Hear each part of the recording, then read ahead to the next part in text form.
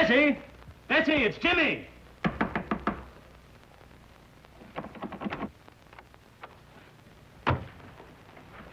Mr. Durham, something's happened to Betty.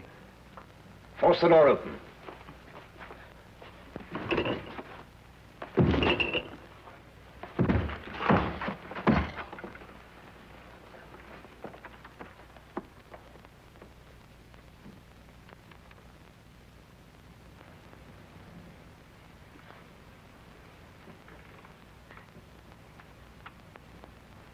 The singing violin.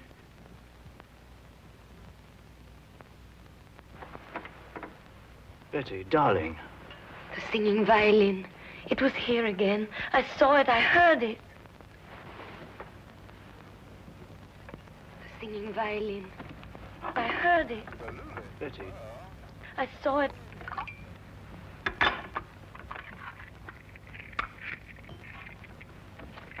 Give her one of these. It's the sedative Dr. Marino left for her.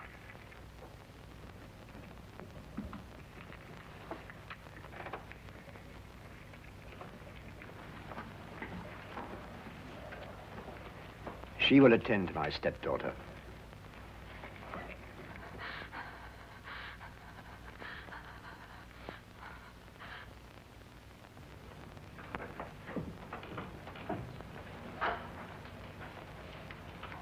Perhaps you wondered, Willand, why I invited you to my home as my weekend guest. I thought our coming marriage, Betty's and mine, had something to do with it, sir. No. I wanted you to see for yourself why that marriage can never take place. I don't understand, sir. Are you blind, Willand? After what you've just witnessed, don't you realize that my stepdaughter is losing her mind? She never told me. Naturally. Dancing skeletons, headless men, and tonight, a singing violin. Surely, sir, it must be merely her imagination. Nightmares. But she insists the things that she sees are real. Positive proof of incipient dementia praecox.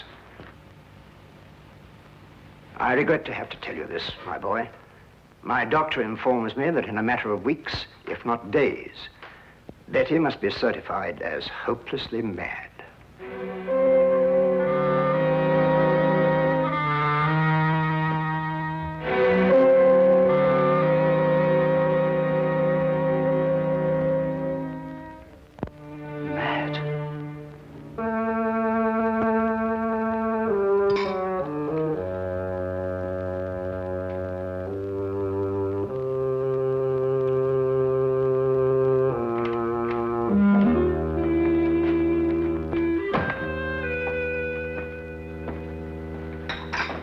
Finished, sir? Yes. Get out the Thompson file, Wilkins. You know that hatchet killer. Yes, sir.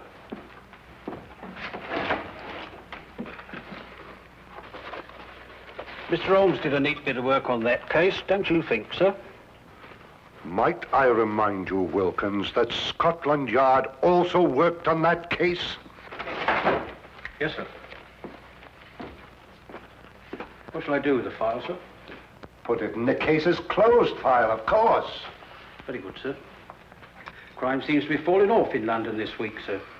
It's been a dull week. Yes, it's so dull, I'm going to do something about it. What, sir? I'm going to visit our old friend Sherlock Holmes. I've noticed that when we've got no crime, he has.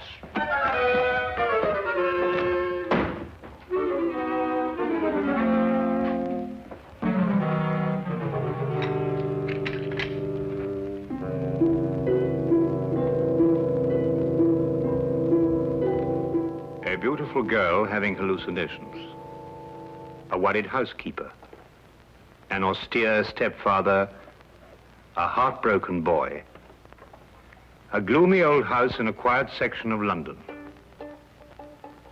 That was one of the most bizarre and terrifying cases ever to challenge the talents of my extraordinary friend, Sherlock Holmes. We were plunged into it one drowsy day in mid-September when murder, sudden and brutal, came calling. What is it? Sounds like a shot from the street.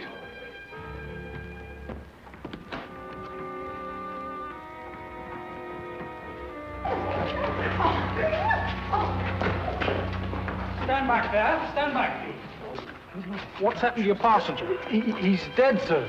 Dead? True enough. He's been shot. What's going on here? This man in the carriage, Inspector. Shot he was, sir. All right, let's stand back here, please. Stand back, please. Stand back. Let's move along here, please. Please. Stand back, please. Move along here, please. Please stand back. Move along here, please. Move along. Officer, Yes, sir. you take charge here. Yes, sir. All right, driver. What do you know about this? I don't know. We were about to have a visitor. Where? What do you mean, where? Yes, a young man, but he was murdered before he reached here. Murdered? How do you know?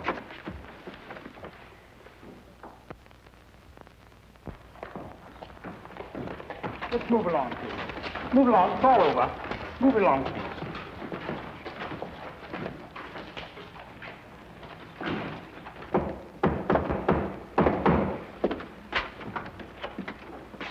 Oh, hello, Lestrade. I've been expecting you. I didn't know myself I was coming here until a few minutes ago. I suppose you also know why I came here? Murder. Both Dr. Watson and I heard the shot. I observed part of the proceedings through the binoculars. This was found in his pocket. Sherlock Holmes, 221B Baker Street. He was obviously employed by a tea and spice merchant. The aroma is unmistakable, eh, Watson? Oh, unmistakable. The boy's wallet gave us some further information. His name was James Winant. He lived at number 5 Crestwood Place. He was employed by Stackhurst and Durham, tea and spice merchants. Stackhurst. Stackhurst. Does the name mean something to you, Holmes? Well, it should. Stackhurst and Durham appears in almost every tin of tea sold in England. What was young Winant's business with you, Holmes? Winant. Durham. Ah. I've never heard of Winant before. Were you able to ascertain anything from the cabby? No, one of the passers-by heard him say, "The singing violin." The singing violin? No, that can't mean anything, I'm sure. Can't mean anything, Lestrade. Well, now, of course not. Get your hat, Watson. Well, where are we going, Holmes? To interview the murderer of Jimmy Winant, of course.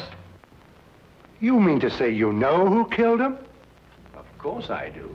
Don't you?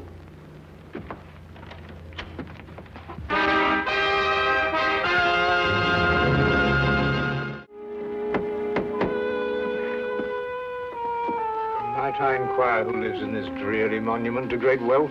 Guy Durham. Durham?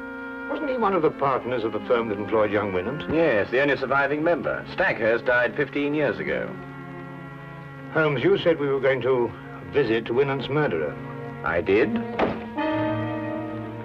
Yes? Good morning. I'm Sherlock Holmes, and this is Dr. Watson. I'd like a word with Mr. Guy Durham. Here is my card. I'll tell him, for all the good it'll do. He left word he doesn't want to be disturbed. Come in.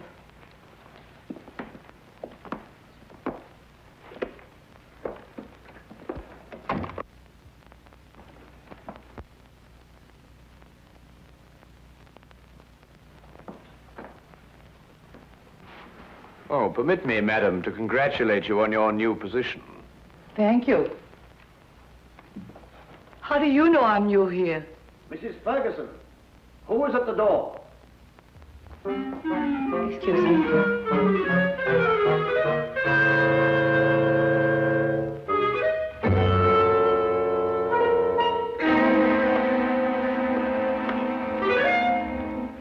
How did you know? Well, she was unfamiliar with the position of the curtain cord. She obviously hasn't been employed here very long. Oh, obviously.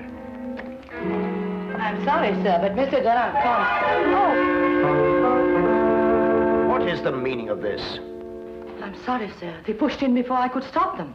I must apologize for this intrusion, Mr. Durham, but it's imperative that I speak to you. Oh, very well. As long as you're here, what do you want? I take it you are Sherlock Holmes. At your service, sir. And this is my friend and colleague, Dr. Watson. Pleasure, sir. How do you do? Sit down. I regret to say that I am the bearer of bad tidings, Mr. Durham. Your prospective son-in-law was murdered not 2 hours ago. What? Winant murdered? But, Holmes... The engagement announcement of Miss Betty Durham and Mr. James Winant was published in the Times not 2 days ago. Mr. James Winant was on his way to see me when he was ambushed and shot. But what did he want to see you about? Don't you know Mr. Durham? No.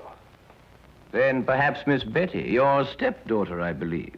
Yes, Betty is my stepdaughter. I adopted her when I married her mother. Perhaps she might be able to provide some information.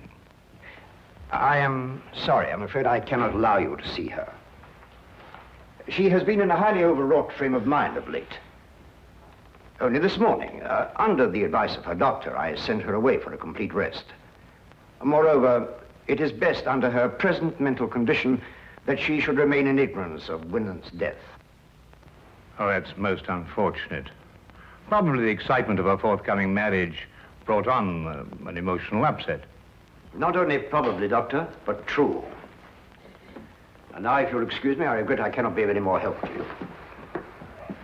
Oh, Mr. Durham, what is the name and address of your former housekeeper? Why do you ask? Well, housekeepers are rather hard to come by these days. If she hasn't already found a new position, I'd like to employ her. Oh, I prefer not to recommend my former housekeeper. I had to discharge her for theft. Good morning, gentlemen.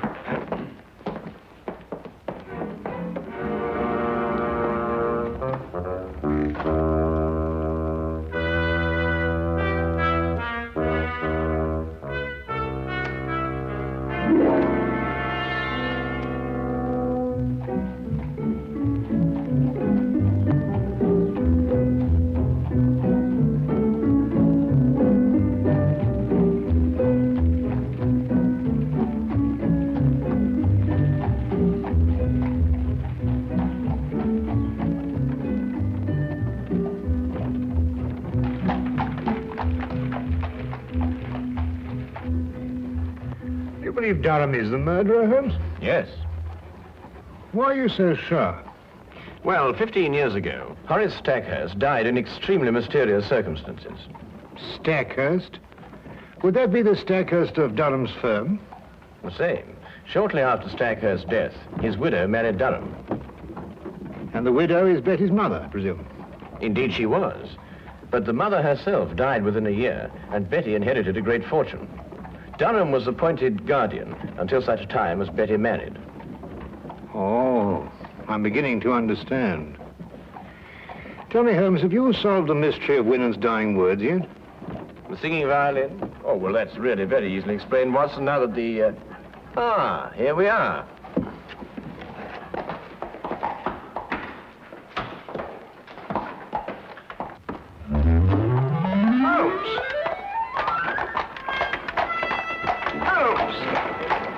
It was just like Holmes to leave me in the middle of an unfinished explanation, bursting with curiosity. But there was nothing I could do about it except wait for his return. I waited up for him until midnight, finally retired without seeing him. And when I awakened the next morning, he was already gone. I didn't see him again until shortly before 10 o'clock.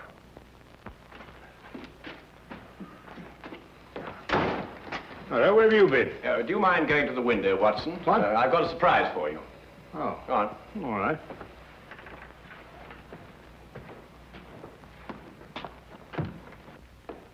No, not yet, Watson. Now, turn around. Now, keep looking into the street. That's better. Now. Won't be a minute now. All right. Turn around.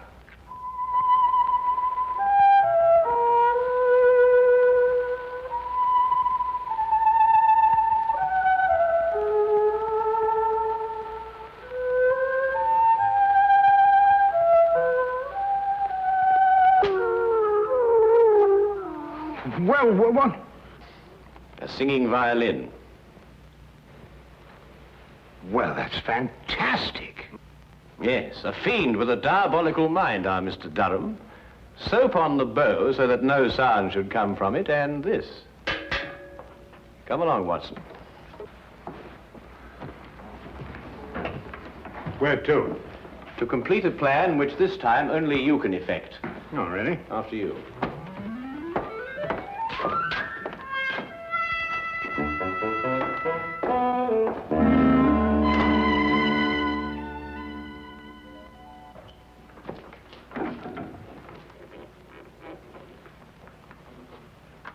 Ha-ha, John Murdoch! So I found you at last, eh? What? You've been making advances to my wife, and I am going to thrash you within an inch of your life! Wait a minute. You've got the wrong man. Don't you lie to me! I'm not John Murdoch, I tell you. Help! There's a lunatic loose. Oh, so it's a fight you want, is it? I've heard about men like you before. You don't smile your last smile, my voyaging vagabond.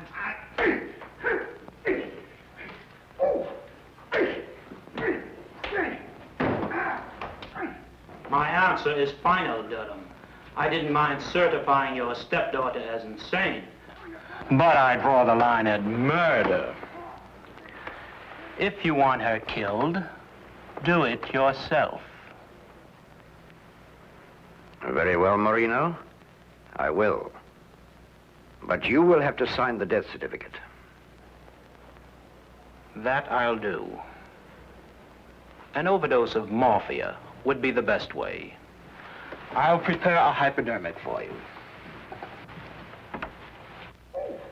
She's under sedation now, and shouldn't give you any trouble. What room is she in? Number 4. Dr. Marino, help! Something's happening out there. Let it wait. Give me the hypodermic.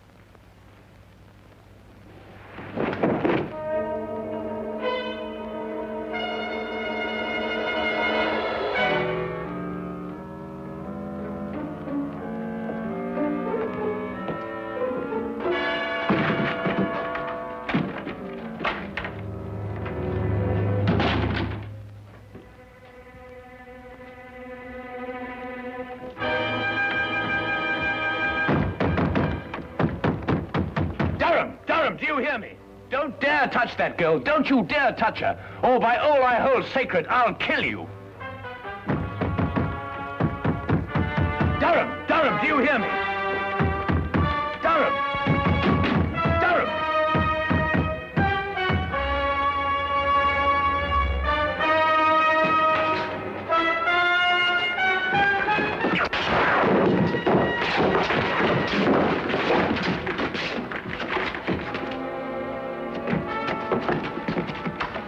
Are you all right, Holmes? The girl, is she all right, Watson? Just drugged. She'll be all right. Well, what kept you so long? Dr. Marino brought up reinforcements.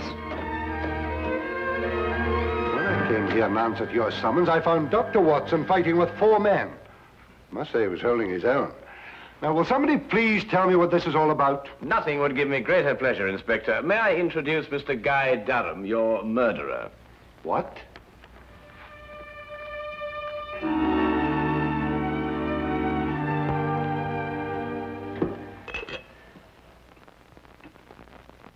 Well, of course, Watson. I knew Betty was in danger when Durham mentioned Marino. I met him before and knew he wasn't a doctor, but a charlatan. Tell me, Watson, how did Betty take the news of Jimmy's death? It came as a terrible shock to her, I'm afraid. Poor girl broke down completely. Well, she's young. She'll recover. And youth has a way of overcoming tragedy.